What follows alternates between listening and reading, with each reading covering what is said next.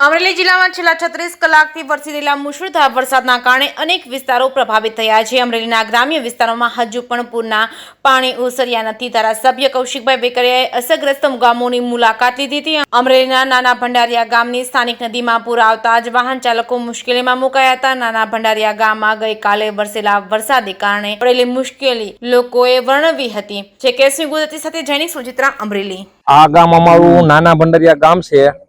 હું સરપંચ તરીકે નરેશભાઈ ત્રાપસિયા અને ગઈકાલે અનરાધર 3 ને બપોર પછી 3:20 વરસાદ એવો પડ્યો, સાંજના 7:30 વાગ્યા સુધી વરસાદ એવો પડ્યો, કોઈ 82 નું વાવાઝોડું ખેડૂતોને એમાં બધા પ્રજાજનોને યાદ આવી ગયું।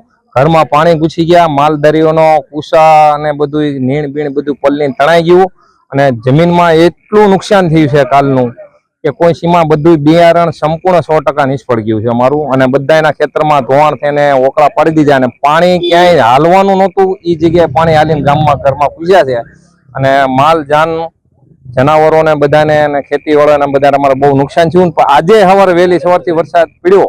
આ રસ્તો કાલ 3 વાગ્યાનો બંધ છે, હજી આ 10 વાગ્યા તો રસ્તો ખુલ્લો થયો નથી। એટલે અમારું સરકારે આ રોડ ઉપર પુલ બનાવીને જો 3 ગામનો રસ્તો તે ધ્યાન આપીને અમારું કામ કરે એવી અમે સરકાર પાસે પણ વિનંતી કરી હતી।